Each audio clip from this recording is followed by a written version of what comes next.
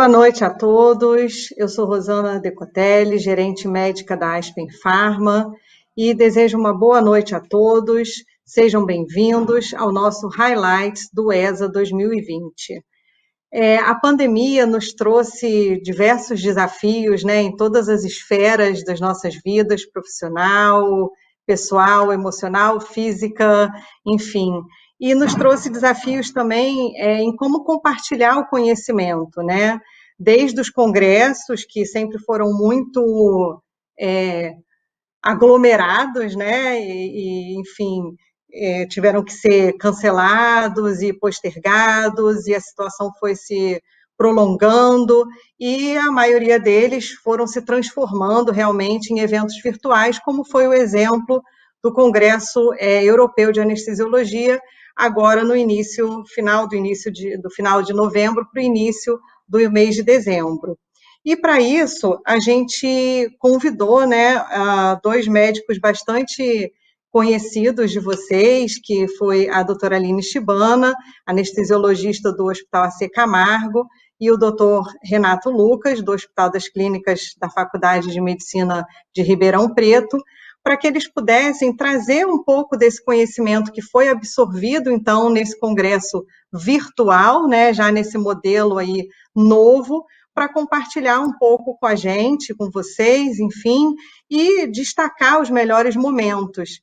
E eu acho que já nesse momento a gente pode dizer, né, que a gente traz um benefício colateral, que é a gente também estar fazendo isso virtualmente, né? Se fosse na época presencial, a gente estaria numa salinha, provavelmente em São Paulo ou no Rio de Janeiro, atingindo um pequeno grupo, e hoje a gente tem a possibilidade de estar aqui, cada um no conforto do seu lar, e atingindo 4 países, a gente tem inscritos aí de 4 países diferentes, de diversas cidades no Brasil.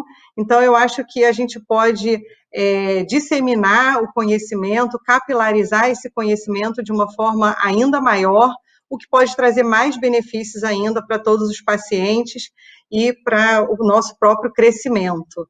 Então, sem mais delongas, né, eu vou pedir para a Aline assumir aí o seu papel de maestria e já de antemão agradecer enormemente a Aline e ao Renato por terem aceito esse meu desafio aí, né? Eu falei, tem que assistir, mas já tem que dar o retorno para o pessoal de imediato, no final de semana seguinte, vamos embora. E os dois aceitaram com muito bom humor e muita garra, e eu só tenho a agradecer realmente aos dois por essa oportunidade que eles estão trazendo junto com a Aspen de compartilhar esse conhecimento com vocês. Obrigada, Aline, obrigada, Renato. Obrigada, Rosana. Na verdade, sou eu que tenho que agradecer a você e a Aspen. Boa noite, Renato. Boa noite, Aline. Sempre Boa noite, foi um sonho meu participar do ESA, e aí vocês me proporcionaram isso, eu sou muito grata, foi muito proveitoso. Eu acho que eu vou ter tempo de conversar depois com o Renato sobre as impressões dele, mas, é claro, eu acabei indo mais para as aulas de segurança do paciente, e eu queria dar uma pincelada em algumas coisas que eu vi, e também do material que a gente acabou preparando para vocês. Então, vou compartilhar aqui minha tela com vocês, para vocês terem uma ideia. Eu vi 2 aulas de erros de medicação que foram muito interessantes. A primeira falou sobre erros de medicação e ciência da implementação. Então, erros de medicação a gente sabe que são os erros mais frequentes dentro da anestesia, porque nós somos a única especialidade que escolhe o medicamento, prepara o medicamento e administra o medicamento sem uma dupla checagem, diferente do que acontece no andar. E muitas vezes o paciente que poderia muito bem estar consciente falar, olha, eu sou alérgico à dipirona, ele está dormindo. Então, a gente perde essa barreira de proteção. E essa palestra, que foi de um médico do Reino Unido, ele trouxe justamente o guideline do Conselho Europeu de Anestesia, recomendando uma prática segura de medicamentos ele teve o primeiro update em 2017, e o que ele traz de interessante? Ele fala, no final desse guideline, se vocês observarem, vão ter 13 itens de implementação na prática. Como fazer? Para você fazer um checklist mesmo. Será que está bem implementada a prática segura de medicamentos no meu serviço? E com base nesses 13 itens, aproveitando um webinar da Sociedade Europeia de Anestesia, eles resolveram fazer um questionário para todos os participantes daquele webinar. Na verdade, na hora da inscrição, os participantes já tinham que responder um questionário rápido sobre a prática diária deles em relação ao uso seguro de medicação. Então, com base nisso, eles dividiram em 3 grupos, né, de acordo com aqueles itens. O grupo verde, mais que 70% de aderência da prática segura. O grupo amarelo, entre 69% e 50%. E menos que 50% seria o grupo vermelho. Eu vou apresentar o amarelo e o vermelho só para ser mais breve aqui nas explanações. Então, menos que 50% de aderência. Então, menos 50% dos entrevistados usam seringas pré-preenchidas quando possível. Isso inclui PFS de propofol, atropina, efedrina. E a gente sabe que as seringas pré-preenchidas, elas praticamente eliminam todos os fatores humanos relacionados a preenchimento, identificação de seringa e danos relacionados à distração na hora da diluição da droga. Fora também o dano de contaminação daquela solução.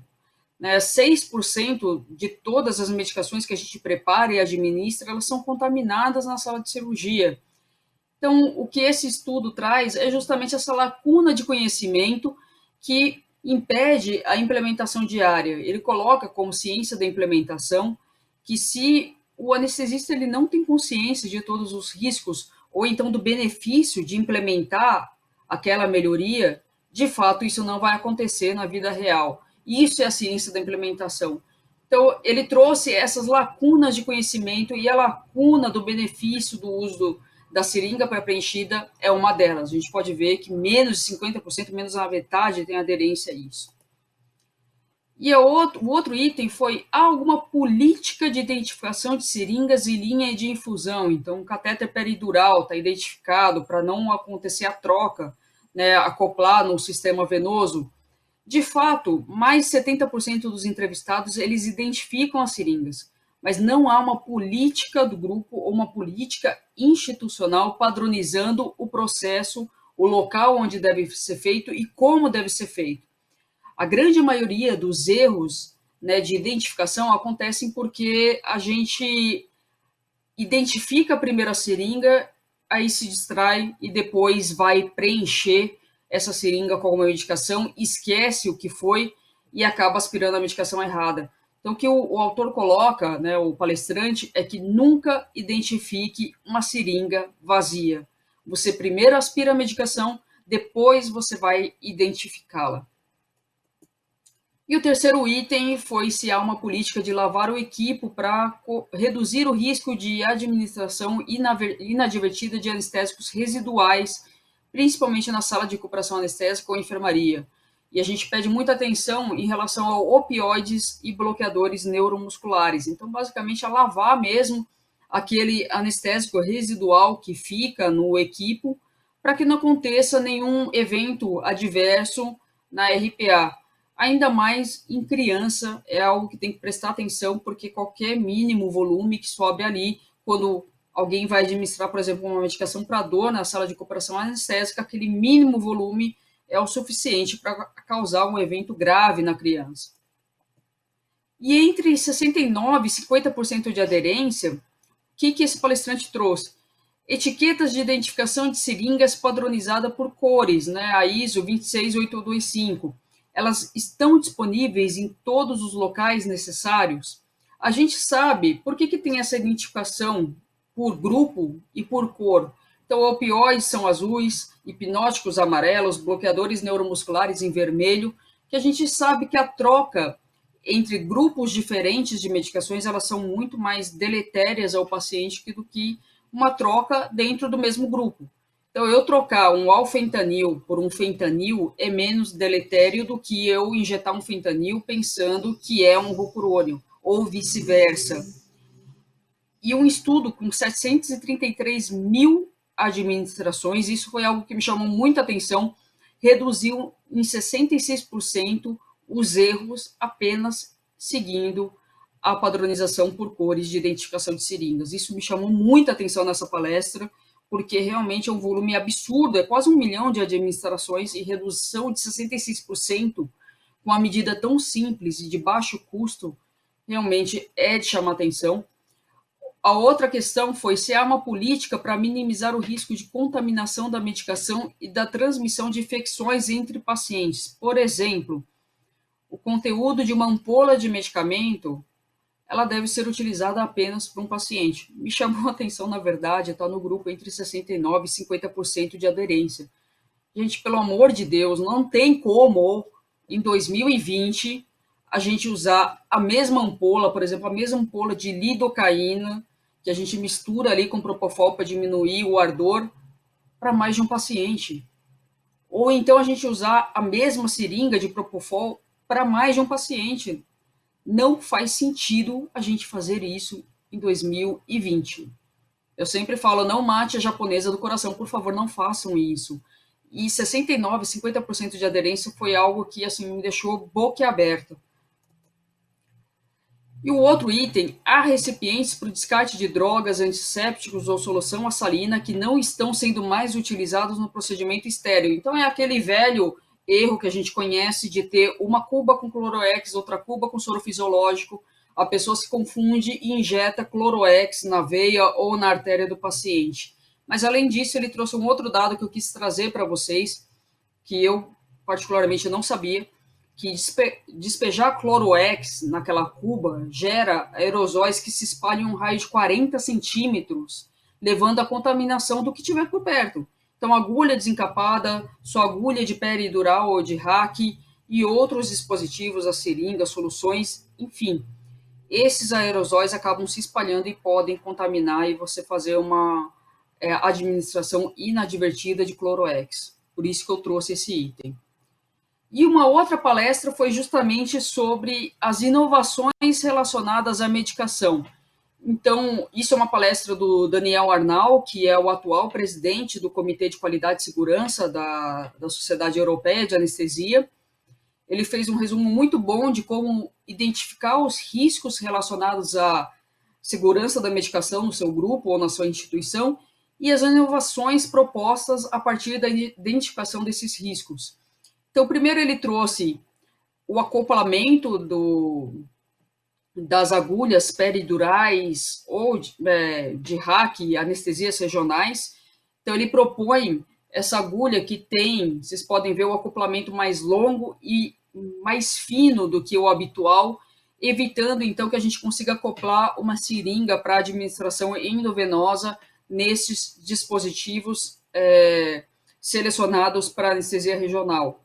A outra coisa que ele falou, obviamente, o futuro da segurança da medicação é a seringa pré-preenchida. A gente já tem várias seringas, o PFS de propofol, que a gente já tem aqui no Brasil, a gente usa muito, pradenosina, adrenalina, como já foi citada na outra palestra, porque virtualmente elimina todos os fatores relacionados, né, à contaminação, a erro de identificação e diluição dessas drogas. E outra coisa que ele trouxe de muito interessante foi essa BD IntelliPort. Então, é um conector que vai para a via venosa, você conecta a seringa, esse conector, então, tem um leitor, né, como vocês podem ver, acoplado a um tablet. Esse tablet, ele faz a leitura da concentração da droga que está contida nessa seringa, e ele também mensura o fluxo, à medida que você vai injetando, qual que é o fluxo de medicação e quantos miligramas você injetou. Fora isso, ele fala em voz alta, fazer uma dupla checagem com você da medicação que está sendo infundida e essa medicação, a miligramagem, a dose, o fluxo que você injetou, vai automaticamente para o prontuário eletrônico.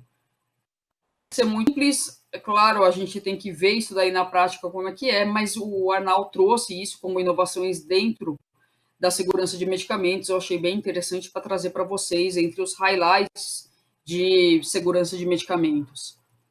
Fora isso, uma outra palestra que eu dei foi uma síntese dos 10 anos da Declaração de Helsinki, né, para as práticas seguras de anestesia.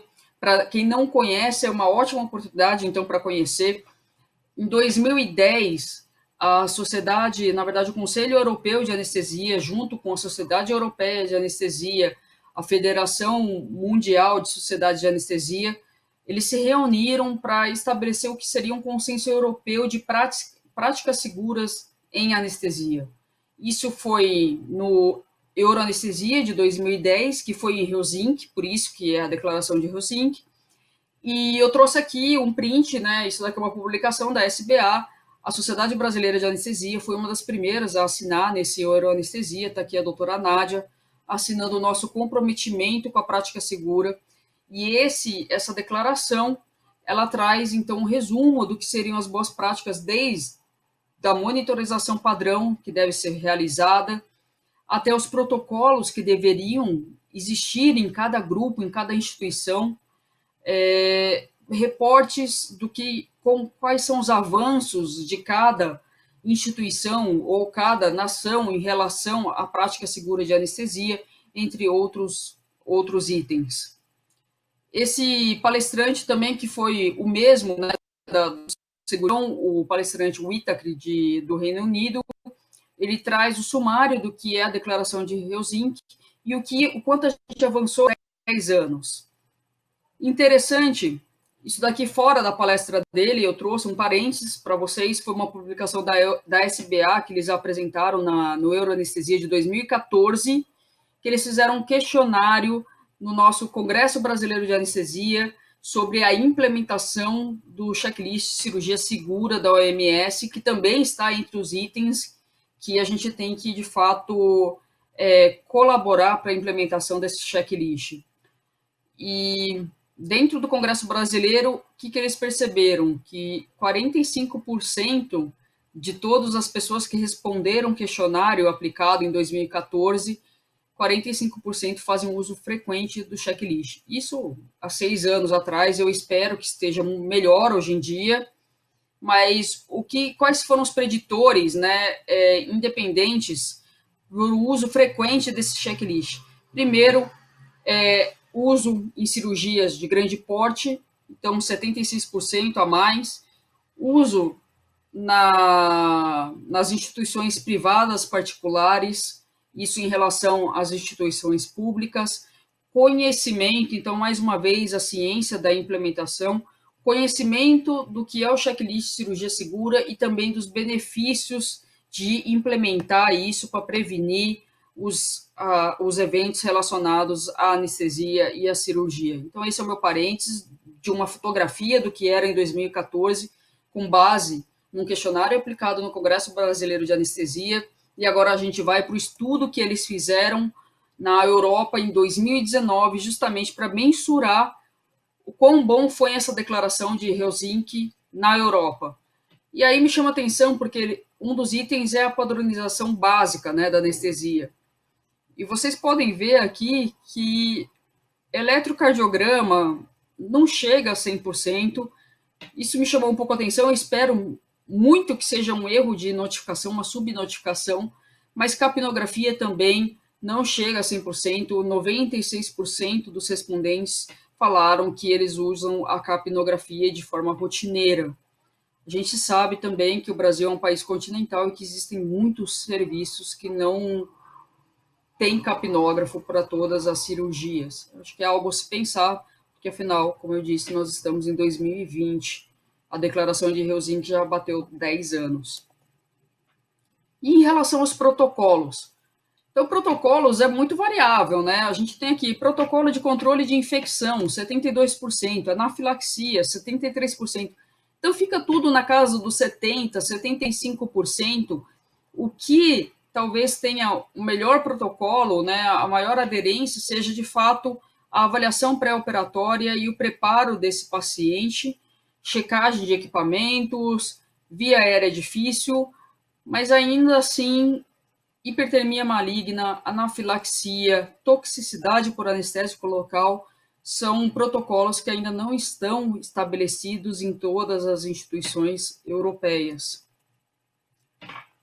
E a terceira e última palestra, na verdade a quarta, né, que eu vou citar, porque foram duas de erro de medicação, que eu achei muito interessante também, que foi sobre as desordens neurocognitivas perioperatórias, porque, como vocês bem sabem, houve uma mudança de nomenclatura.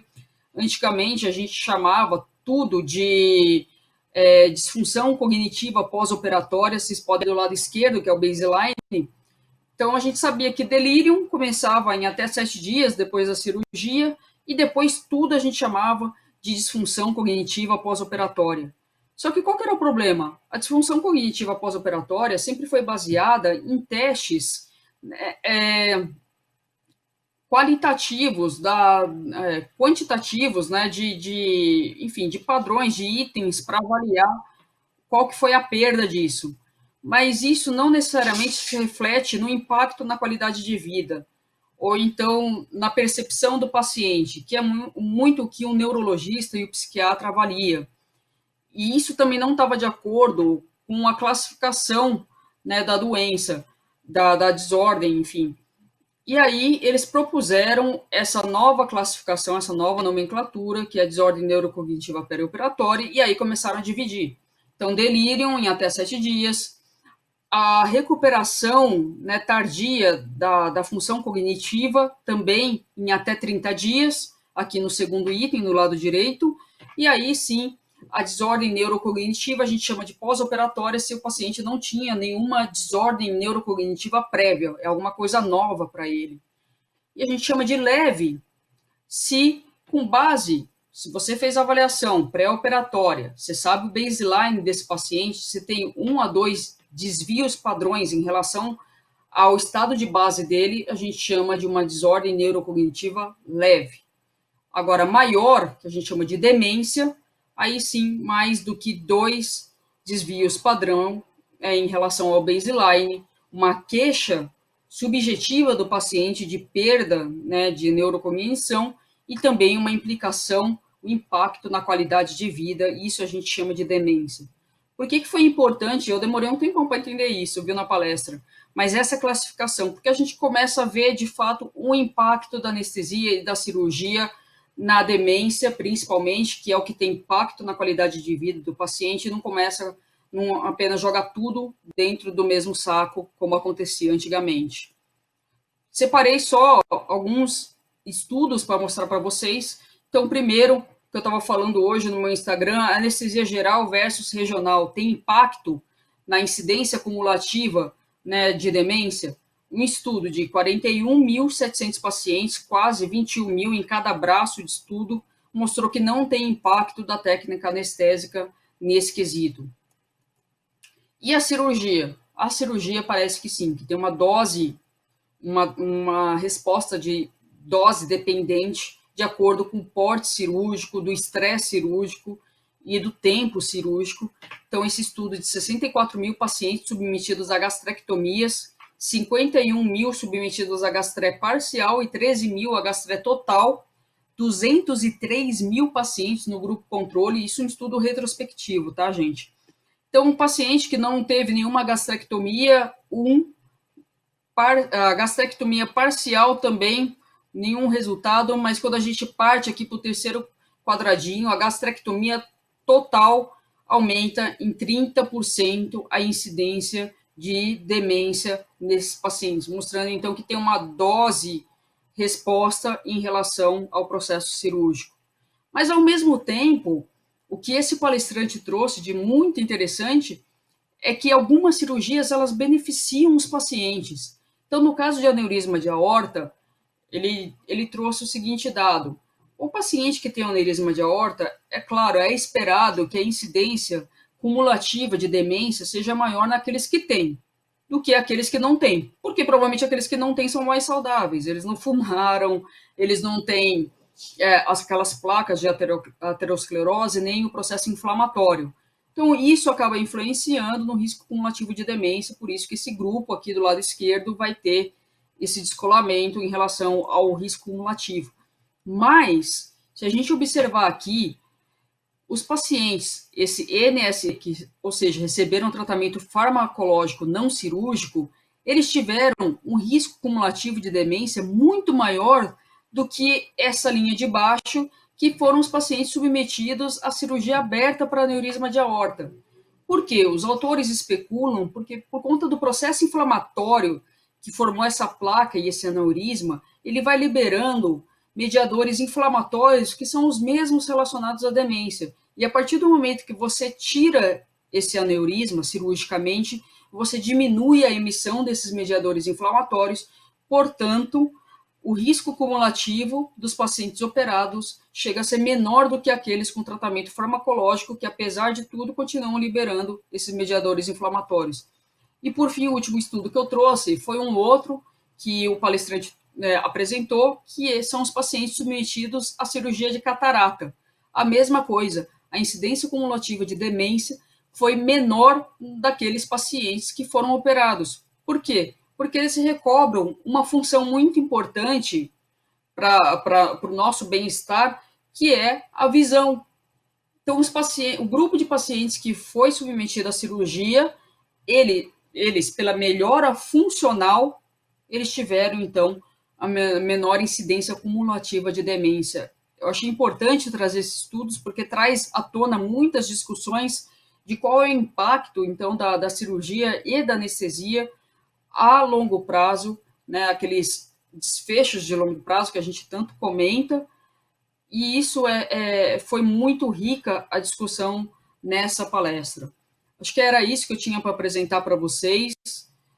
Eu espero muito ver, lógico, as palestras, a apresentação do Renato, porque com certeza o Renato foi para uma outra linha e eu já sei de algumas coisas que ele andou comentando comigo. Estou bem curiosa para saber, Renato, o que você separou para a gente.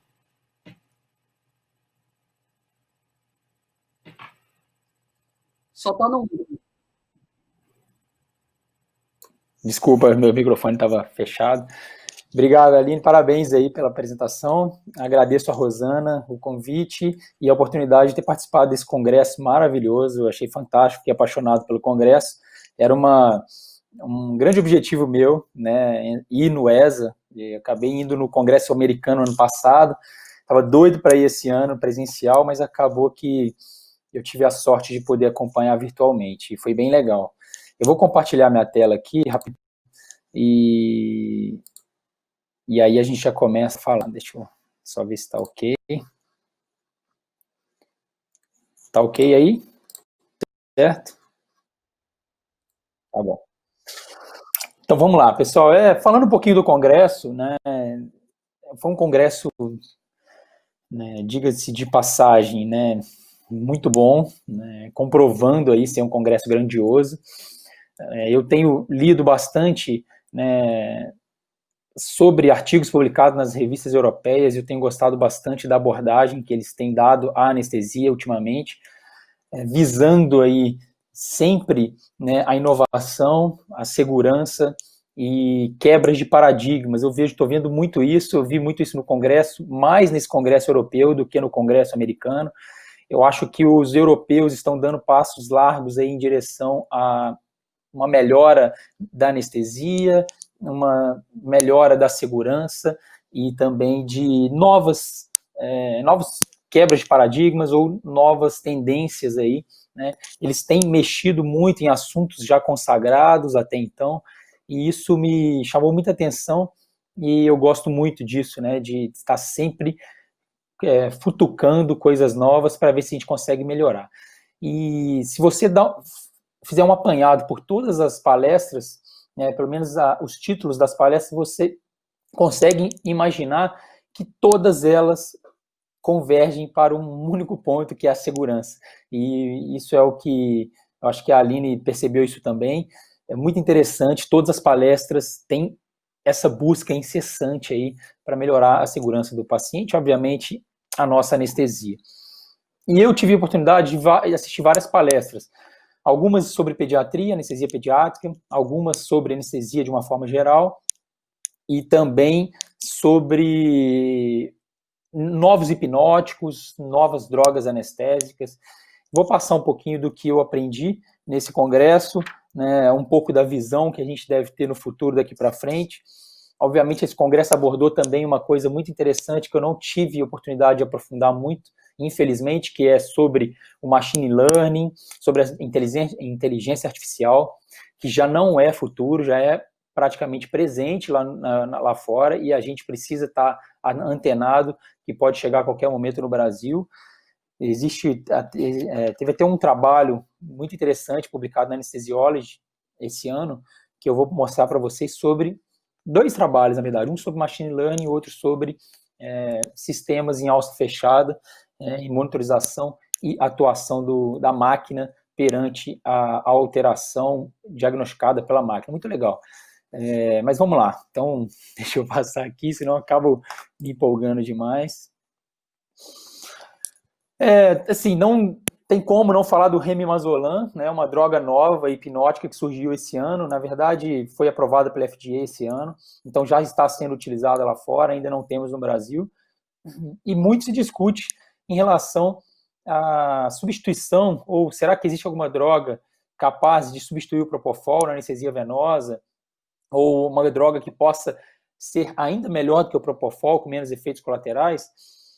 De fato, tem uma palestra muito legal que assisti também do Stefan Chirac, que é o presidente da Eurociva, e ele talvez seja um dos caras que mais sabem aí de anestesia venosa no mundo, está mais antenado. Ele falou muito bem sobre o Propofol, e eu vou falar um pouco sobre a palestra dele, mas antes eu queria falar sobre o Remimazolam. Não tem como a gente ignorar essa droga, né? É uma droga que está surgindo, obviamente não chega com o preço tão acessível quanto o Propofol, porque o Propofol já é uma droga mais antiga, mas estudos preliminares em endoscopia, né, para sedação, mostraram que foi uma droga, comparando com o próprio midazolam, né, é uma droga que mostrou ter um tempo de recuperação talvez metade, né, menor, né, vamos falar de uma forma mais clara, diminuiu aí o tempo de recuperação pela metade, né, em relação ao midazolam, com a mesma estabilidade hemodinâmica, vamos dizer assim. O Remimazolam, ele é um análogo, né, do midazolam, é um benzodiazepínico, ele tem uma forma éster, então ele é metabolizado rapidamente por carboxiesterases. Então a ideia é muito bacana, né, e ele tem um metabólito 400 vezes menos ativo do que o metabólito do midazolam. Então faz com que ele se torne uma droga de rápido clearance, apesar do clearance do Remimazolam ser menor do que o clearance do remifentanil e do próprio Propofol. A vantagem do Remimazolam em relação ao Propofol talvez a única dela seja a ausência de dor na injeção da medicação, né? Não é hepatotóxica, tá? Mas uma outra vantagem talvez que possa ter em relação ao Propofol é a diminuição da incidência de hipotensão. Então eles falam muito isso, só que diferente do Propofol, o Remimazolam tem poucos trabalhos ainda. Existe um trabalho ainda com dados preliminares em pacientes ASA 3 e 4 submetidos a cirurgia de grande porte maiores que 2 horas. Então, resultados preliminares mostram que houve menos episódios de hipotensão. E só, nada a mais que isso. Só que o Remimazolam, a gente deve considerar algumas situações que até então não foram tão questionadas assim. Por exemplo, em pacientes usuários crônicos de benzodiazepínicos, será que a gente poderia usar essas medicações? Será que não precipitaria uma síndrome de abstinência? Né? Será que essa droga poderia ser usada por longos períodos, numa UTI, por exemplo? E a síndrome de abstinência também, induzida pelo Remimazolam? Então, são questões ainda não esclarecidas. E teve um trabalho que eu até mostrei no meu Instagram esse ano, sobre a comparação do Remimazolam com o Propofol na anestesia geral, que até então não havia um estudo grande, né, um ensaio clínico grande, comparando com o Propofol em anestesia geral. A diferença maior foi, na verdade, em eventos adversos. O Remimazolam teve menos eventos adversos, com menos hipotensão, obviamente não mostrou dor na injeção, tá? E agora, a latência do Propofol ela é menor em comparação ao Remimazolam, e o tempo de extubação também é um pouco maior em relação ao Propofol. Aí vocês podem falar, poxa, mas então o Remimazolam é uma droga excepcional, né? Mas veio o Stefan Girard, né, questionando isso, né? Será que o Propofol, né, ele é uma droga, né, que a ser batida? Será que existe uma droga melhor que o Propofol? Né? Existem vários estudos, né, os estudos não param, existe uma busca incessante também por novas drogas hipnóticas. Né? Talvez, será que as pessoas não estão tão satisfeitas com o Propofol assim? Eu estou muito satisfeito com o Propofol, acho que a maioria das pessoas estão, porque o próprio Stefan Girard diz, e ele já responde de cara na própria palestra dele, no início da palestra, que ele fala, não existe, até então. Por quê? Porque o Propofol é a droga mais utilizada, né, no mundo, tanto na indução anestésica quanto na manutenção. É uma droga já antiga, já que perdeu patente, com um preço mais acessível. Ela tem outras vantagens, que ela é antiemética, né, ela tem um efeito anticonvulsivante, ela tem efeitos também antirradicais livres, é imunomoduladora. Então, esses efeitos do Propofol, a gente também tem que levar em consideração. Né? Ela é facilmente titulável, então as pessoas que têm mais efeitos colaterais, que obtêm mais efeitos colaterais com o Propofol, geralmente são anestesistas que têm mais dificuldade em titular a droga ou mais dificuldade em utilizar, por exemplo, né, modelos farmacocinéticos, bombas de infusão em TCI. Hoje a gente tem também neuromonitores mostrando aí também que a gente pode titular o Propofol junto com a neuromonitorização. Inclusive, existem modelos farmacocinéticos sendo testados, sendo já estudados, fabricados, elaborados, se baseando também na resposta do EEG. Isso eu sempre pensei comigo, poxa, será que não teria como fazer um modelo farmacocinético já utilizando o BIS ou outro neuromonitorização? Porque as populações são tão diferentes, né, os cérebros são tão individuais, então realmente vai chegar para a gente aí já, né, modelos farmacocinéticos já com utilização do BIS. Enfim, o Stefan Girard disse também na palestra dele, uma coisa que a gente deve sempre levar em consideração, né? O tempo despendido para a gente conseguir trazer uma droga nova para o mercado e também o preço disso tudo, né? Existe um trabalho recente também, que eu até cito, né? Vou fazer um spoiler aqui, né? A Aline não falou nada, mas eu vou falar. A gente elaborou um material legal com os highlights, né, desse congresso, pelo menos das coisas que a gente viu nesse congresso. Eu e a Aline, então, a gente elaborou um material que vai ser depois distribuído para vocês, vocês vão gostar. Então, muita coisa que a gente está falando aqui vai ter depois esse material. Mas, enfim, então teve um estudo recente mostrando que, né, para você trazer uma medicação nova para o mercado, né, tem um custo de mais de $1 bilhão, e o tempo é muito grande. Então, até chegar uma droga capaz de superar o Propofol, talvez o próprio Stefan Girard disse que ele não estará vivo ou atuando profissionalmente até chegar essa nova droga. Né? Lembrando que o Propofol também tem outras vias, né, outros mecanismos de ação, na verdade, não atua só em receptores GABA, mas também atua também nas vias dos neurotransmissores, como acetilcolina, como serotonina, como a paroxetina, enfim. Então, a gente tem que levar isso em consideração também, que é uma droga que está ainda também sendo descoberta, desvendada. E aí, veio um outro palestrante, na verdade, ele é britânico, falando sobre algumas medicações novas, hipnóticas, que podem surgir no mercado, e uma delas é a alfaxalona no português. É uma droga que já existe em uso veterinário, ela é um esteroide derivado da progesterona, e também atua, né, em receptores GABA como agonistas. E é interessante que a alfaxalona, ela não dá depressão respiratória, importante, ela não dá hipotensão, e ela confere um padrão muito semelhante quando a gente utiliza o BIS, por exemplo, em relação ao Propofol. Esse é um estudo fase 1 ainda, com poucos pacientes, tá?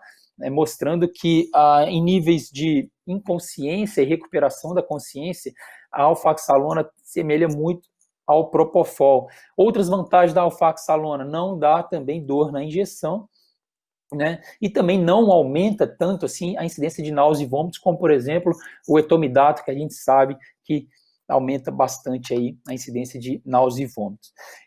Nesse gráfico embaixo, a gente pode observar também, por exemplo, que em termos de estabilidade hemodinâmica, a alfaxalona mostrou maior estabilidade hemodinâmica em relação ao propofol. E aí, se você pegar artigos na veterinária, por exemplo, tem muitos artigos já comparando, né, alfaxalona e propofol em cães e gatos com algumas vantagens da alfaxalona em relação ao propofol. Mas também a gente tem que lembrar do custo disso tudo, né? Mas uma coisa que eu achei interessante é que essa alfaxalona, ela já havia sido usada em humanos já com resultados fantásticos na década de 90. Só que ela tinha um solvente que era um solvente que não era aquoso, e esse solvente causou muita anafilaxia, então acabou com todas as expectativas da comunidade científica na época. Realmente a euforia em relação ao alfaxalona foi por água abaixo, mas aí recentemente surgiu, né, uma nova formulação da alfaxalona com um solvente mais aquoso. Então vamos ver se esses estudos continuam a serem feitos, né, fase 2, 3, para a gente ver se a gente vai ter uma nova droga, assim como o remimazolam. O remimazolam, eu lembro que eu li os estudos de fase 1 e 2 dele em 2013, 14, se eu não me engano, e a gente acha que é rápido, né, mas se a gente for esperar os últimos estudos com a alfaxalona, provavelmente vai ser daqui a 5, 6 anos ou mais. Então, esse mesmo professor britânico, ele também questiona outras medicações, né, outros hipnóticos, né? Só que, infelizmente, os hipnóticos estudados, poucos são não agonistas GABA. Então, por exemplo, esse esteroide derivado da progesterona, né, que é a alfaxalona, existem outras também, outros esteroides sendo estudados, todos são agonistas GABA. Existe uma outra droga, né, que é um propofol modificado, que um pesquisador chinês está desenvolvendo, que chama ciprofol, que tem uma alteração molecular também que deixa o propofol, né, a droga mais potente que o propofol e com menos droga livre circulando no plasma. E o que dá dor, que leva à dor na injeção do propofol é a quantidade de molécula livre, ou seja, esse ciprofol mostrou em estudos preliminares apenas que diminui ou tem uma melhora aí com relação à dor na injeção, em relação ao propofol, sem maiores benefícios. Então, o próprio professor britânico, que na palestra ele até fala que, poxa, se for só para melhorar a dor na injeção, muito provavelmente não vai ser uma droga que vai vingar, né? Aí ele cita também outras drogas, como, por exemplo, os novos etomidatos, né? Também são drogas que estão sendo estudadas, principalmente os ésteres de etomidato, né? Só que os últimos trabalhos com etomidato também mostraram o quê? Com os novos etomidatos, mostraram o quê? Poxa, não dá inibição da adrenal, beleza, mas ainda continuam dando náuseas e vômitos, mioclonias, né, movimentos involuntários. Então, são drogas também que provavelmente não vão sair do campo da pesquisa clínica. Ele cita também a ketamina, né, que existe uma ketamina nova surgindo também, éster, muito interessante, como se fosse uma remiketamina, e alguns estudos preliminares já mostrando que a remiketamina, que não sei se vai ser esse nome, mas ele cita como remiketamina, só para fazer uma analogia ao remimazolam e o remifentanil, que também é uma ketamina metabolizada por ésteres, por esterases plasmáticas, desculpa, é uma droga que vai ter vamos supor, uma meia-vida mais curta, né, mas com uma analgesia um pouco mais prolongada. Então seria interessante, porque saiu na Anesthesiology recentemente também um estudo com 15 voluntários mostrando que a ketamina, as propriedades da ketamina, na verdade, tanto analgésicas quanto dissociativas, são diferentes, são independentes. Então abriu um leque aí de pesquisa para tentar criar uma nova ketamina que possa realmente ter esse mecanismo de ação diferenciado, ou seja, drogas que podem dar mais analgesia e menos efeitos alucinatórios, enfim. Então, essa remiketamina também pode ser uma droga promissora nesse sentido. E uma outra droga que ele cita é a dexmedetomidina como um alfa-2 agonista, que realmente é uma droga que tem sido utilizada cada vez mais, não é GABAérgica, obviamente, e que está sendo extrapolada até as doses dela, né, doses não ambulárias ou off-label, doses um pouco mais altas, principalmente com o uso da neuromonitorização, a gente consegue utilizar doses mais altas de dexmedetomidina sem efeitos hemodinâmicos importantes e com uma boa hipnose. Enfim, então eu gostei dessa aula, ele discute bastante, mas acaba voltando ao Remimazolam, dizendo que o Remimazolam realmente é a única droga nova que a gente tem disponível aí para 2020, 2021, e que vai necessitar de novos estudos aí maiores para a gente saber se realmente o Remimazolam vai bater de frente aí com o Propofol para brigar aí por ser o hipnótico mais utilizado no mundo. Que o próprio Stephan Girard acredita que não vai acontecer. Eu assisti uma aula também sobre anestesia venosa total em criança. O professor que deu aula é um pediatra, também britânico, e ele é um revisor, né, na verdade editor da British Journal of Anesthesia, um cara super importante, ele foi moderador de outras palestras também.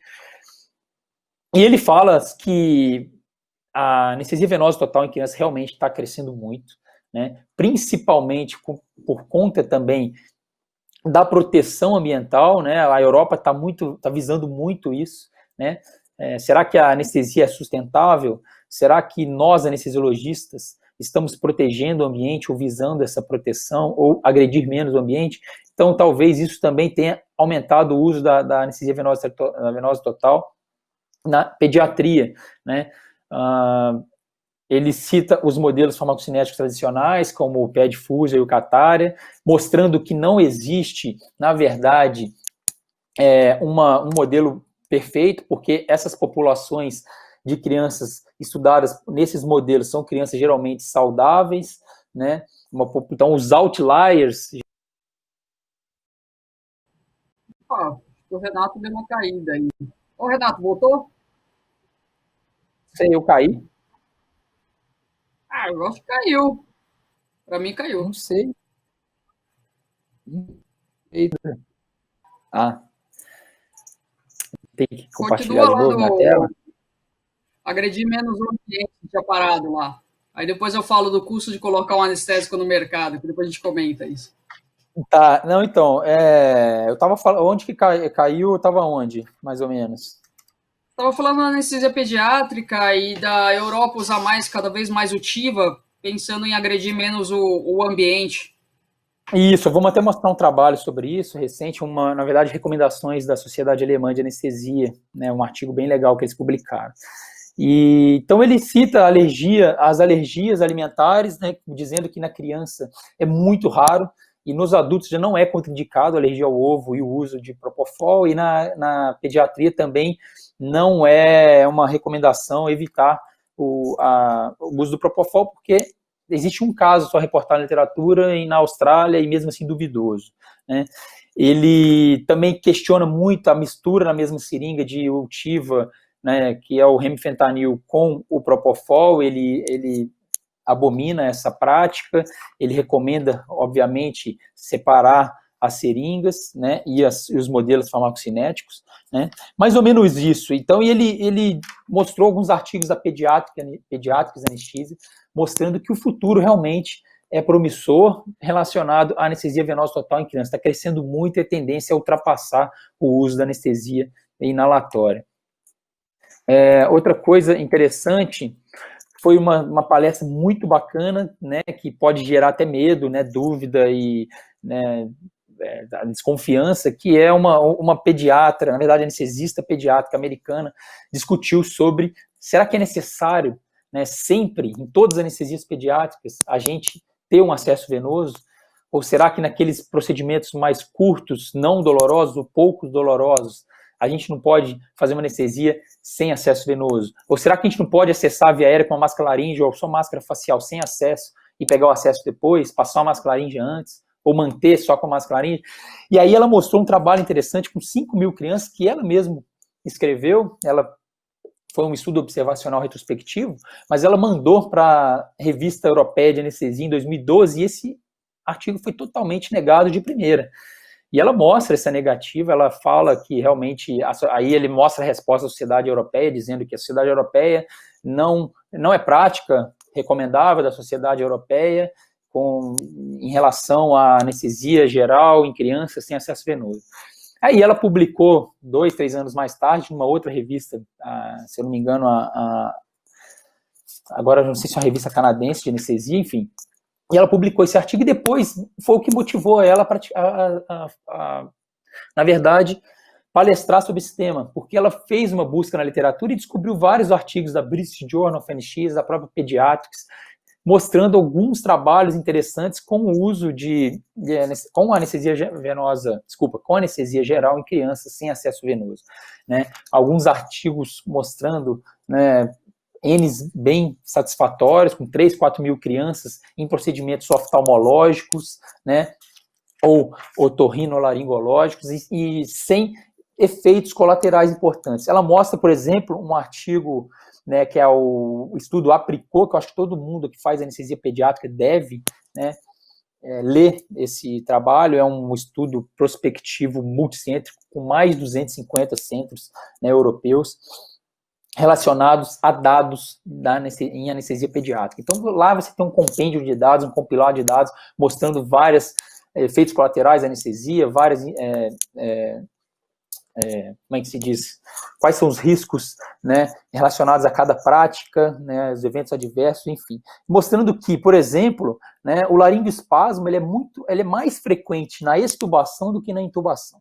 Então, isso leva a crer que se você passar uma máscara laríngea antes de pegar um acesso numa criança, por exemplo, que não tem um acesso venoso prévio, e ou então que tem um acesso venoso difícil, né, talvez não seja uma má ideia, né, porque essa busca incessante por conseguir um acesso periférico pode causar também alguns eventos adversos, como hipoxemia, enfim. Então, garantir uma via aérea da criança antes de pegar o acesso também pode ser uma opção, ou então nem pegar acesso justamente por conta do risco muito baixo de eventos adversos, como comprovados aí nessas situações. Aí ela fala um pouco do acesso intraósseo, que é um acesso que não colapsa no choque, que em mãos experientes é um acesso muito muito fácil de ser obtido, e que costuma, na verdade, pode receber vários tipos de medicações, todas elas relacionadas ao laringoespasmo.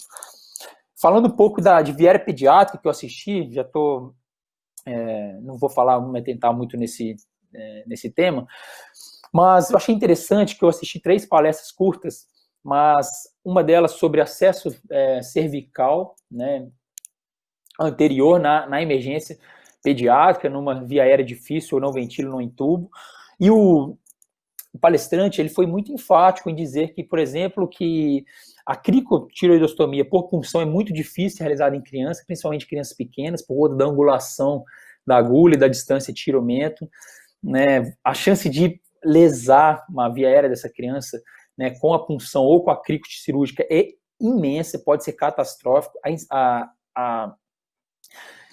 O número ou seja, na verdade, a incidência de sucesso, né, com relação a essa prática é muito baixa, e ele recomenda, né, e acho que os guidelines recentes recomendam a traqueostomia já em sequência rápida, né, de fácil acesso, e evitar incisões transversais, sempre fazer incisões longitudinais, enfim. Só que os outros 2 palestrantes, o que foi interessante é que eles valorizaram muito a experiência do anestesista, minimizar o máximo de tentativas possíveis.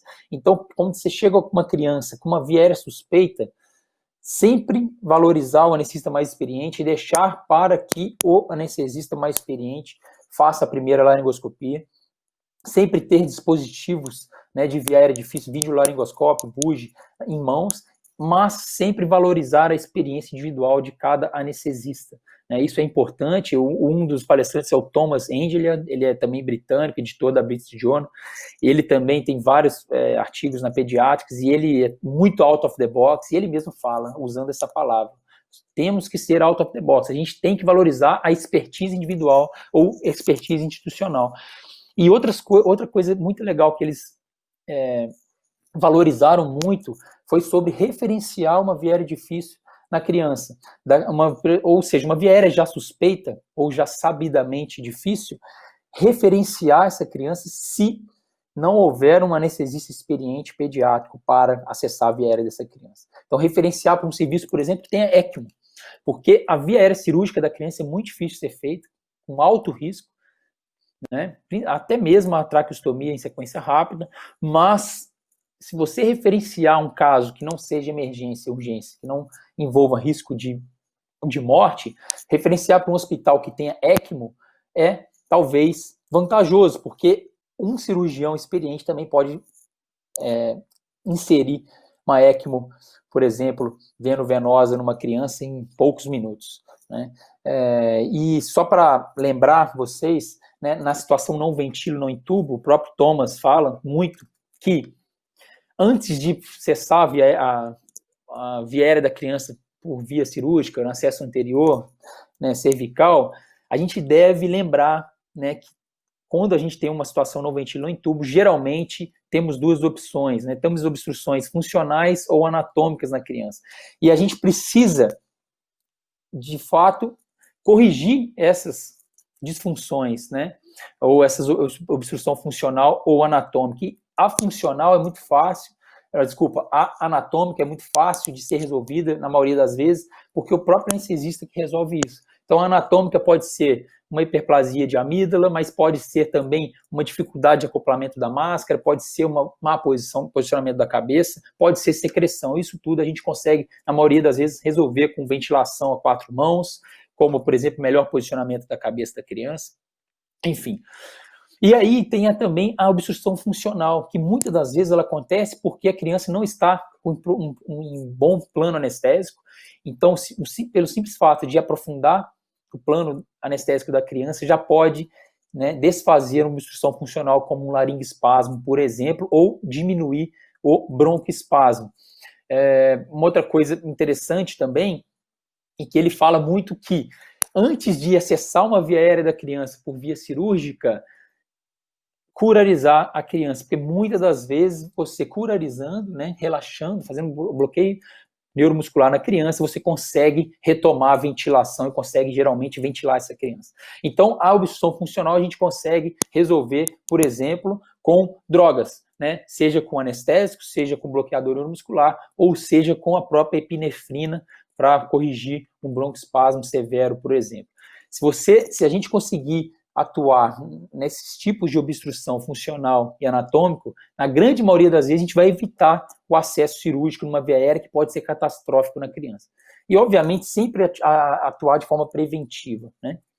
E aí, para finalizar, pessoal, isso vai estar no material que a gente elaborou, né? Eu assisti uma palestra muito bacana, essa palestra foi longa, sobre os principais tópicos abordados nas principais revistas de anestesia, né, nos últimos 12 meses, né?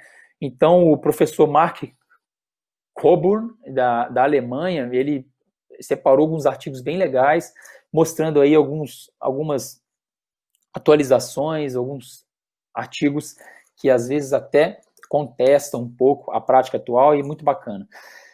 Um deles é sobre a fragilidade, acho que a própria Aline vai gostar desse artigo, né? A fragilidade, ela está envolvida, né, com desfecho diretamente, é um fator independente de desfecho, e existem várias escalas para a gente avaliar a fragilidade de um paciente para uma cirurgia, né, e a mais, na verdade, fiel e a mais fácil de ser utilizada é a escala de fragilidade clínica, que eu vou mostrar para vocês no próximo slide. E a Anesthesiology publicou recentemente uma revisão sistemática, meta-análise, comparando, né, todas as escalas que a gente tem sobre fragilidade do paciente, né, e para observar, na verdade, se os artigos revisados nessa meta-análise,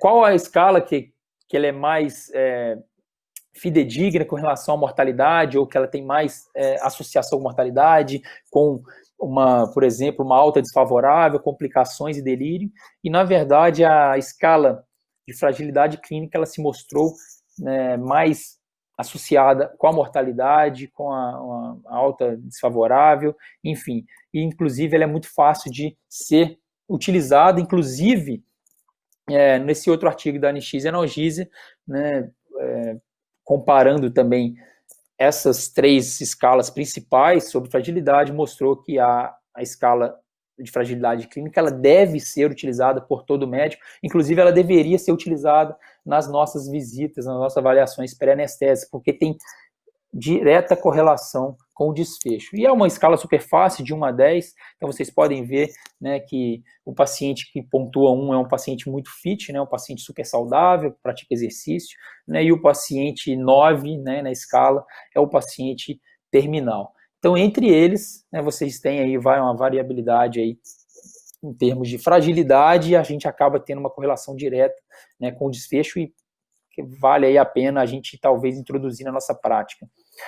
Um outro tópico interessante é sobre, né, o Patient Blood Management, que não foi um assunto tão abordado no congresso, né, mas esse artigo publicado no JAMA, inclusive os artigos que eu vou mostrar aqui, a maioria deles foi publicado na JAMA, né, uma revista super conceituada, e esse trabalho, né, é um ensaio clínico também prospectivo, randomizado, com pacientes submetidos a cirurgias de grande porte, pacientes previamente com anemia ou deficiência de ferro, e aí eles foram alocados em 2 grupos. Um grupo recebeu placebo e o outro recebeu eritropoetina, ácido fólico, ferro e ácido fólico, eritropoetina, ferro e vou lembrar o outro item.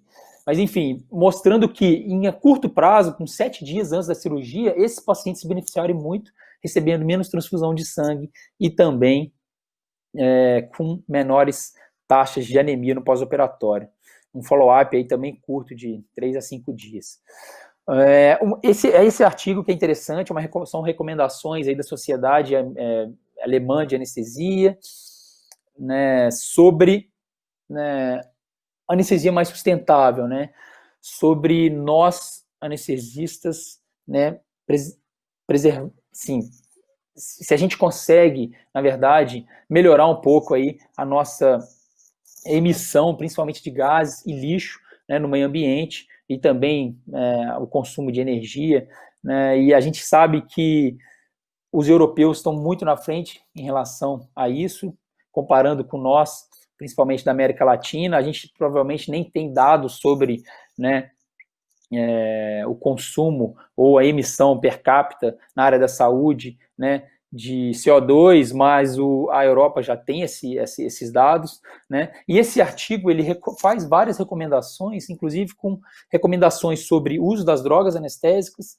né, sobre os consumíveis. A gente acha que, poxa, vamos melhorar a anestesia, né? Então vamos preservar o ambiente emitindo menos gases, né, de efeito estufa, como os anestésicos inalatórios. Beleza, vamos então praticar anestesia venosa total. Sim, é uma grande recomendação. Só que também a gente tem que lembrar que praticando anestesia venosa total, a gente também produz muito lixo. Então esse lixo deve ter o seu direcionamento correto, né? E então tem recomendações também 4, por exemplo, do manejo, na verdade, da gestão desse lixo, né? Sobre a mobilidade também dos anestesistas, principalmente. Será que a gente precisa usar carro, enfim, se a gente não dá para a gente ir a pé para o hospital, bicicleta, enfim. E também a gestão de energia do hospital. Será que o hospital não pode começar a utilizar também, né, energia solar, enfim, né? E também sobre recomendações tanto de pesquisa quanto do ensino. E olha que interessante, Aline, eles pegaram um comparativo, né, de uma anestesia de 6 horas inalatória, né, com anestesia com baixo fluxo, médio fluxo, alto fluxo, né, com sevoflurano, 2,2%, praticamente uma can de desflurano, uma can de isoflurano e de protóxido, dióxido de nitroso. E olha que interessante, o uso de sevoflurano em baixos fluxos de uma can, por exemplo, em 6 horas de anestesia, corresponde a 19 quilômetros de um carro popular aí que emite CO2 para o ambiente. Agora, se você utilizar altos fluxos, já corresponde a 183 quilômetros, né, de uma viagem de carro. Agora, olha o desflurano.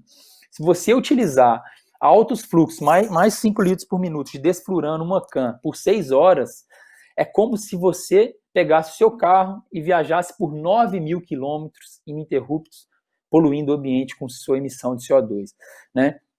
O isoflurano um pouco menos, mas se você parar para observar, o sevoflurano é o que menos agride o ambiente, né? E o protóxido, ou o óxido nitroso, também agride muito, quase igual ao desflurano, tanto é que já é uma recomendação alemã e provavelmente europeia de postergar o uso de óxido nitroso o máximo possível, exceto naquelas indicações médicas mais precisas, como, por exemplo, na analgesia de parto, numa paciente que não tem acesso, que recusa uma anestesia, né, no neuroeixo, enfim. Agora, um outro dado interessante, né, que os gases de efeito estufa, como o CO2, o próprio protóxido e os gases anestésicos, eles se perpetuam na atmosfera, né? Então, por exemplo, o CO2, ele fica de 30 a 95 anos na atmosfera. O protóxido, 114 anos. O sevoflurano, 1 ano e pouco. Agora, olha o desflurano, 14 anos.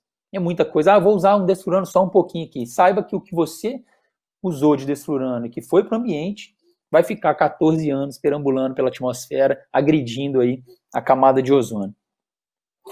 Então, existem essas recomendações e eu acho que a gente deve, depois eu vou até mostrar nesse compilado que a gente fez para o pessoal, tem esse artigo, tem o DOI desse artigo, acho que todo mundo merece ler.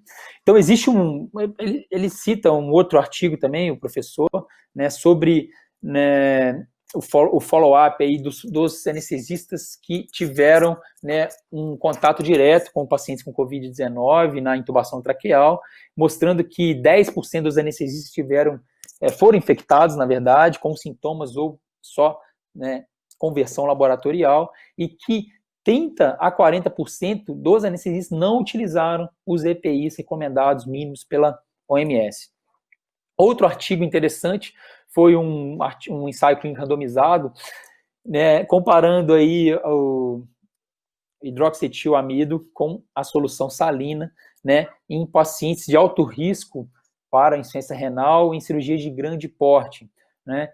E o interessante é que não houve diferença em mortalidade, em infecção, acho que em número de infecções, mas em disfunção renal, né, em tempo de internação. Então, não houve diferença. E o próprio professor, no final da citação desse artigo, ele fala que, na verdade, o hidroxietilamida não deve ser mais utilizado, porque ele também não melhora. Ele não só, esse artigo não mostrou que piora, mas também que não melhora aí o prognóstico dos pacientes. Então, na opinião dele, o hidroxietilamida também já não deve ser utilizado na nossa anestesia. Então, mostrando aqui que não houve diferença, né, nos desfechos primários, com mortalidade, principalmente, e insuficiência renal, nos pacientes submetidos ou que receberam a solução salina ou o hidroxietilamida. Um outro artigo interessante também, para desmistificar também, mostrando aí, comparando aí baixos volumes correntes com volumes correntes tradicionais, ou seja, 6 ml por quilo e 10 ml por quilo, né, e incidência de complicações no pós-operatório, né, de cirurgias de grande porte. Também mostrou que não houve também diferença, né, em termos de complicações pulmonares entre os dois grupos. Um artigo interessante aí para desmistificar um pouco, né, essa busca incessante também por baixos volumes correntes em todos os pacientes. Logicamente, né, a gente deve avaliar melhor o artigo, ver a metodologia, ver os possíveis vieses, enfim. Um outro artigo interessante foi sobre machine learning. Então, o professor ele mostra um artigo super interessante de uma máquina que consegue detectar precocemente, né, a hipotensão 10 segundos antes, né, em relação ao ser humano, e o quanto isso pode impactar daí, no pós-operatório. O que o artigo mostra é que nos pacientes que receberam essa intervenção da máquina, né, tiveram menos episódio de hipotensão e duração da hipotensão também menor. interessante, achei legal esse artigo mostrando aí que a machine learning aí também começa a entrar na anestesia cada vez mais, a gente vê artigos e discussões a respeito. Um outro artigo também interessante foi sobre sistemas de alça fechada, no qual foi publicado na Anesthesiology. Um grupo, né, recebeu, então, monitorização e sistema de alça fechada com diagnóstico e conduta, né, tanto na ventilação, quanto na medição do débito e na infusão de droga vasoativa, quanto também na avaliação da dor, com monitor de nocicepção e também com monitor de profundidade anestésica. Então, muito legal. Então, a máquina reconhecia, né, se o paciente estava com BIS maior ou menor, infundia mais medicação. Se estava com a pressão mais baixa, com baixo débito, infundia mais droga. Ou se estava também com diminuição do CO2 exalado ou aumento, melhorava também a ventilação, e por aí vai. E mostrou que os pacientes, na verdade, que tiveram essa ajuda da máquina, vamos dizer assim, tiveram aí um menor tempo de BIS menor que 40, menos hipocapnia expirada e um balanço hídrico também inferior. Mas, na verdade, o endpoint primário do trabalho era para avaliar a parte neurocognitiva. E, obviamente, esses pacientes, era o que se esperar, né, eles tiveram menos comprometimento neurocognitivo no pós-operatório.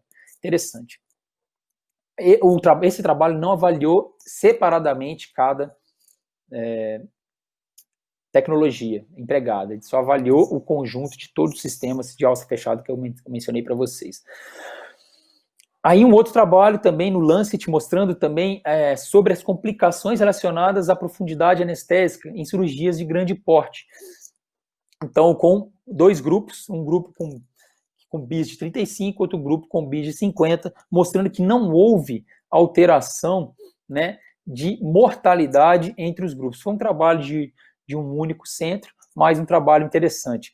E um outro trabalho, o Engages também, um ensaio clínico também interessante. Na verdade, esse anterior é multicêntrico, esse que é o Engages, que é o único centro, tá? Mostrando aí a relação entre o delírio pós-operatório em pacientes idosos submetidos a cirurgias grande porte e a anestesia guiada por monitor de eletroencefalograma, tá?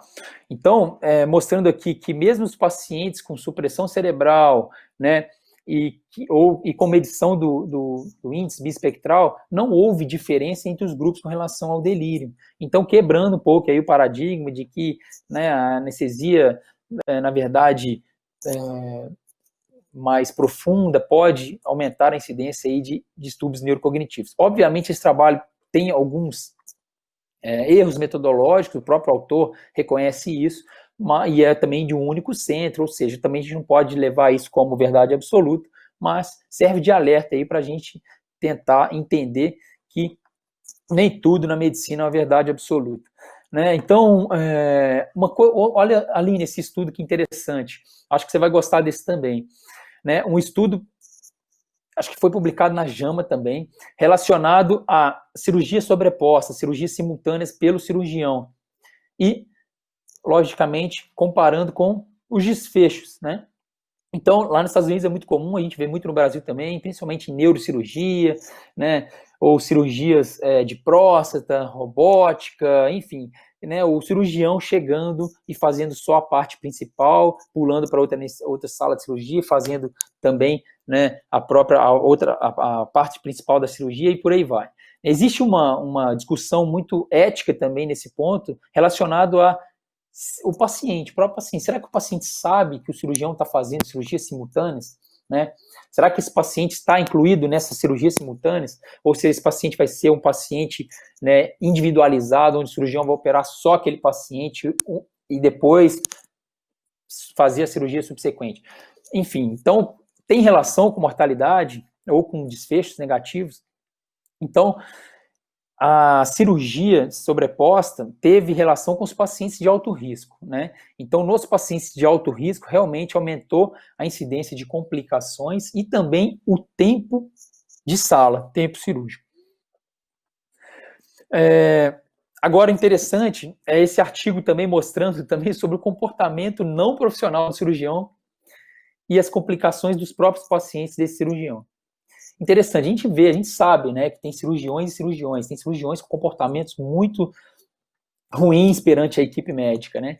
Então eles pegaram os cirurgiões, né, que tinham dados, né, ou relatórios, né, de colegas de trabalho, né, ou seja, reclamações sobre o seu comportamento nos últimos 60 dias, se eu não me engano, e avaliaram, né, complicações após 30 dias, né, complicações relacionadas aos próprios pacientes desses cirurgiões.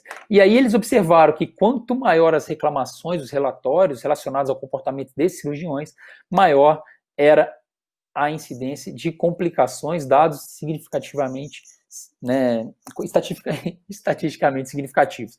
Então, é muito interessante também, eu acho que serve de alerta aí para as instituições que visam qualidade, priorizar, na verdade, cirurgiões que tenham, né, bom comportamento perante a equipe da cirurgia, da anestesia, da enfermagem, enfim. Então, acho que era isso que eu tinha que mostrar, foi um compilado aí de artigos interessantes que o professor citou. Essa aula foi muito assistida, foi uma das mais assistidas do Congresso, né? Então, todo mundo quer saber um pouco sobre, né, os hot topics, né, do último ano. Então, era isso que eu tinha para passar para vocês, pessoal. Desculpa aí minha exposição longa, mas eu acho que deu para passar um pouco da minha experiência nesse congresso maravilhoso. Obrigado. Excelente, Renato. Muita coisa bacana, assim, e é bom ver que entre os hot topics tem bastante assunto de segurança do paciente e habilidades não técnicas disso, de cirurgias sobrepostas em pacientes de alto risco, porque faz todo sentido. Paciente de baixo risco, a gente sabe que fazendo tudo muito bem padronizado, né, dentro do que é planejado, eles saem bem, mas o paciente de alto risco, o que pega são os detalhes, né? Exatamente. E isso da atitude também do cirurgião, tem vários e vários estudos mostrando que esse comportamento disruptivo, ele impacta na segurança do paciente, não só o cirurgião, mas também o anestesista. Então, fica o alerta aí. Eu não sei se Não, legal. ela quer fazer uma pergunta, mas diga aí, Renato, enquanto isso a gente vai... Não, eu achei legal se você parar para pensar, como eu já tinha falado, né, a maioria das palestras abordam muito a segurança, né? E invariavelmente a gente tem que abordar esse assunto e eu fico feliz porque a anestesia, apesar de ser muito segura, né, essa busca incessante pela segurança não para, né? Pelo menos na Europa a gente vê muito isso, nos Estados Unidos também, e eu acho que a gente tem que trazer essa abordagem, essa perspectiva de lá para cá para o Brasil, né? Porque ainda mais, igual você falou, o país continental, com hospitais e hospitais, né? É muito diferente ainda, né? É muito heterogênea a nossa saúde. Então a gente precisa alertar todo mundo, né? Para essa visão que os europeus têm trazido para a gente, né? Principalmente. Não, e bacana, assim, porque pelo menos juntando o que você falou com o que eu vi também das palestras, aparentemente dentro do ESA, do Euroanestesia, eles têm uma consciência muito comum, né, de alguns tópicos. Então, segurança do paciente, impacto ambiental, também apareceu muito isso nas palestras que eu assisti. Entre, inclusive, o uso seguro de medicamentos, né, que elimina todos os fatores humanos relacionados ao erro de medicamento. O palestrante também trouxe isso, do impacto ambiental do uso de seringas e medicações que não são as pré-preenchidas, porque a pré-preenchida já vem ali na dose, você usa, você não tem que aspirar, não gasta agulha, não gasta com as caixas de medicamento, com as ampolas, enfim. Então, ele fala bastante disso, do custo-efetividade e também dessa parte da disfunção neurocognitiva. Interessante que você trouxe a palestra, a questão da fragilidade, né, dentro dos hot topics, porque eu também assisti uma palestra fora do que eu comentei sobre isso, mas não foi a mesma que você. E aí o palestrante trouxe que menos de 10% dos serviços de anestesia, ou os anestesistas, rastreiam os pacientes para fragilidade e disfunção cognitiva. Menos de 10%. Muito legal. E a gente sabe que a disfunção cognitiva pós-operatória, ela chega a ser 10 vezes mais frequente do que pneumonia, TEV ou morte. Então a gente deveria rastrear muito mais isso, porque é uma complicação muito mais frequente. Muito mais frequente, né?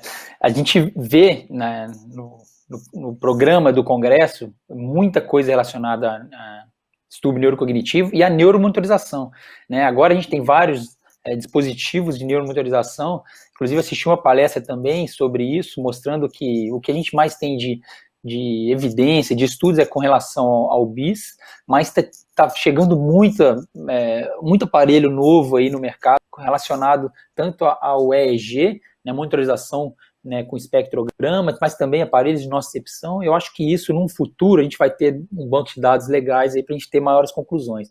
Mas com relação a uma outra coisa que eu percebi também, a gente tem muita informação, né?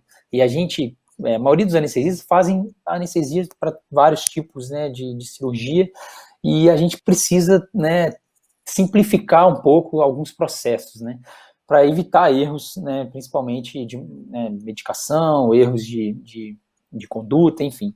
E aí os próprios anestesistas, né, que deram aula sobre anestesia pediátrica, eles falam, né, primeiro que na anestesia pediátrica, por exemplo, numa viéria difícil ou uma intercorrência, a gente não tem tempo, né, não tem tempo para, por exemplo, esperar a criança acordar para voltar a respirar, então tem que agir rápido. E para a gente ter esse raciocínio lógico, rápido, a gente tem que ter algoritmos fáceis, simples para ser utilizados, né? E aí, voltando para a fragilidade, é a mesma coisa, né? Muitas das vezes a gente fica lembrando daquelas, né, aqueles scores da cardio, os próprios scores, né, de neurocognição, qual que é o risco e tal. A gente, acaba não usando, mas essa escala de fragilidade, ela é super simples, é super fácil de implementar. Dá para a gente botar só os desenhos, não precisa nem de botar a definição da escala 1, que é a 2, e aí assim, a gente consegue, talvez, traçar alguma conduta. Olha, esse paciente tem uma escala frágil maior, então, esse merece UTI, merece ficar um dia internado, ele merece um acesso calibroso, merece uma PAI, então, assim, isso pode até servir para a gente nos guiar em condutas, né, dentro da anestesia, dentro do pós-operatório. Achei interessante essa escala, realmente. Não, super interessante. E outra coisa que você falou, que é uma discussão antiga, assim, que eu vejo, de anestesia em crianças sem acesso. Estou até curiosa para saber o que o pessoal acha, assim. Por exemplo, no hospital a gente faz radioterapia em criança. Poxa, é muito rápido. Então, exatamente, legal, é isso aí. A gente discute isso, é lógico que dá medo, né? Mas, assim, se vier evidência robusta, é uma coisa a ser discutida, né? Não, e é legal, Aline, que essa médica pediatra, ela teve o artigo dela negado e ela publicou em outro, e depois ela foi chamada pela própria Sociedade Europeia para poder palestrar, e ela mostrou o artigo dela, com mais de 5.000 crianças, ela teve 7 intercorrências, e das 7 ela precisou pegar um acesso venoso em uma, ou seja, são números interessantes. E aí ela mostra vários outros artigos publicados em grandes revistas com crianças, com 3.000, 5.000 crianças. Lógico, né? Tem que ter bom senso. Mas, por exemplo, só para exemplificar, você pega uma criança, por exemplo, com síndrome de Down, que não tem acesso venoso fácil, que vai fazer um simples exame, né, do ouvido ou um laser, né, no olho, que não tem um potencial álgico tão grande, como simples anestesia local dá para fazer. E aí a própria anestesista, para esses exames oftalmológicos, ela passa até máscara laríngea em Down, por exemplo, por conta da obstrução de viária alta, ela passa a máscara laríngea sem ter o acesso venoso. E uma coisa que eu não falei que é interessante, né? O legal é que, sim, você deve... quando que você pensa em um acesso venoso? Não só para analgesia, mas para intercorrências, né? Mas também para anestesia no intraoperatório, mas também para analgesia pós, e também para prevenção de náuseas e vômitos. E aí ela usa algumas estratégias interessantes. Ela usa, por exemplo, um paracetamol via retal nas crianças que podem ter dor no pós-operatório. Uma outra coisa que ela utiliza para prevenção de agitação com o gás, ela utiliza, por exemplo, dexmedetomidina intranasal ou intramuscular nessas crianças para prevenir, né, agitação no pós-operatório ou pós-exame. E uma outra coisa interessante é que ela utiliza também a ondansetrona via oral previamente. E ela usa uma escala de náusea e vômitos para criança, né, na qual, se a criança pontua mais que 1 nessa escala de 0 a 4, ela também vai ganhar uma ondansetrona via oral previamente. Aí ela também faz uma abreviação de jejum também, de acordo com os últimos guidelines, isso diminui também a incidência de náusea e vômito. Então ela faz, é lógico, ela tem toda uma estrutura por trás, um raciocínio por trás, para poder fazer isso com o mínimo de intercorrência possível, né? E aí ela fala do acesso intraósseo, que se você tem mão para isso, você acessa rapidamente.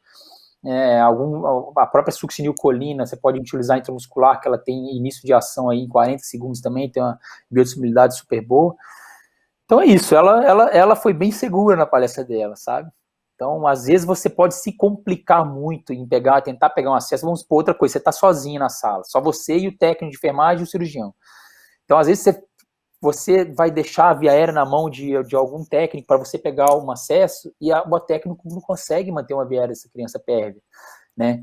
Aí você começa a ter complicação, né? E às vezes você começa a ter que ventilar uma criança, aí pode gerar um laringoespasmo nessa situação, aí você está sem acesso, porque você perdeu tempo com acesso, sabe? Você começa a se complicar com um procedimento que às vezes é bobo, né? Então, cada caso é um caso, né?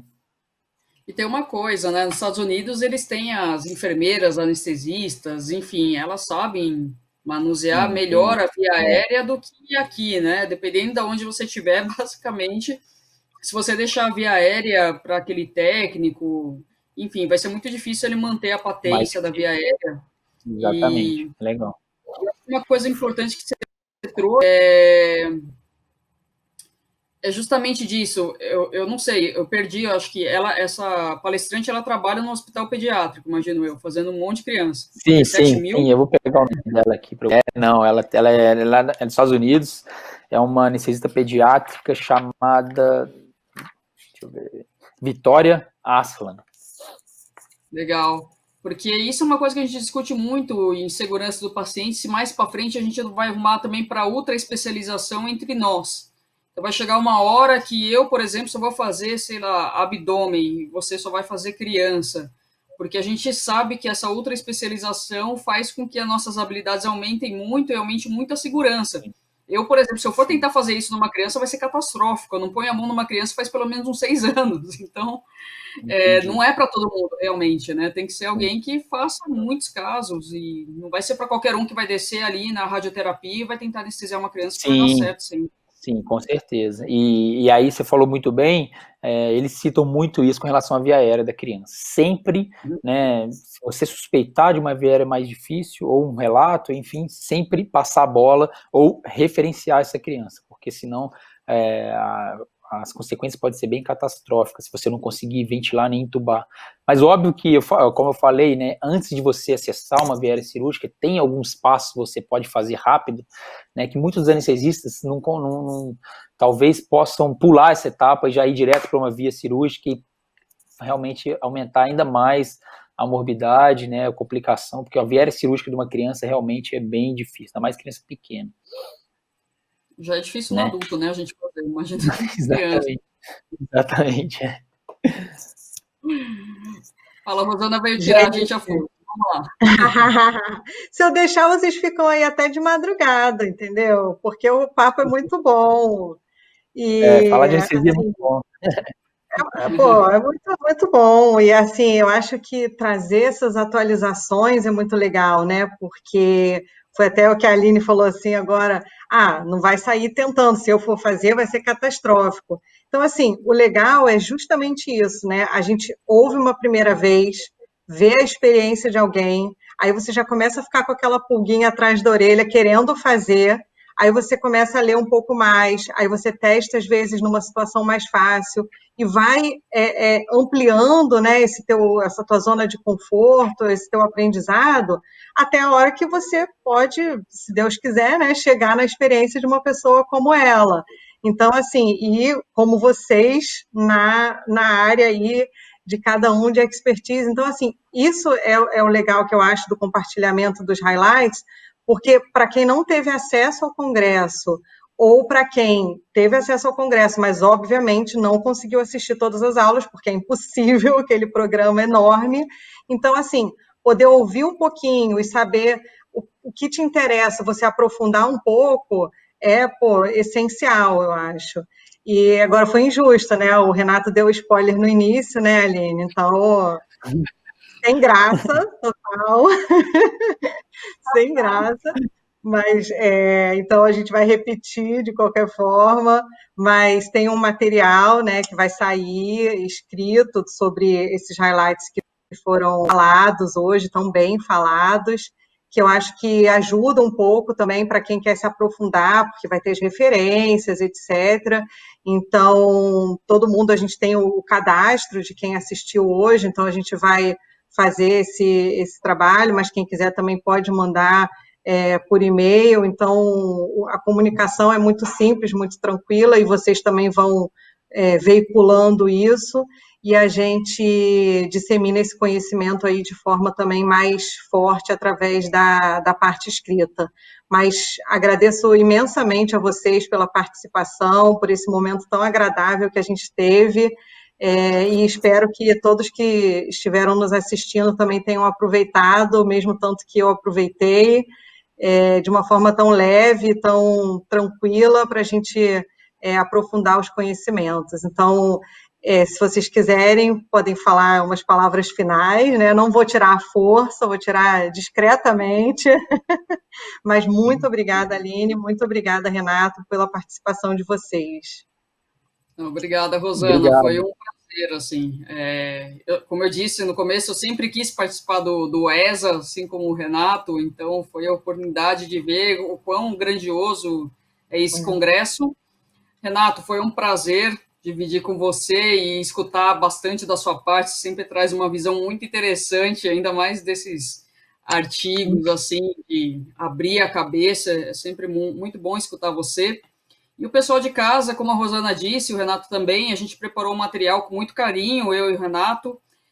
A Aspen fez o milagre de me fazer escrever em 10 dias, isso nunca aconteceu na história da minha vida, então, por favor, corrigem, tá muito bem feito, com muito carinho, tá bom?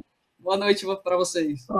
Eu vou até lançar um desafio já da gente, ESA 2021, né, que a gente espera que seja presencial, e aí nós três a gente faz uma live de lá e traz os highlights real time da próxima vez. Vai ser demais. Obrigado, Rosana, mais uma vez. Se a pandemia permitir.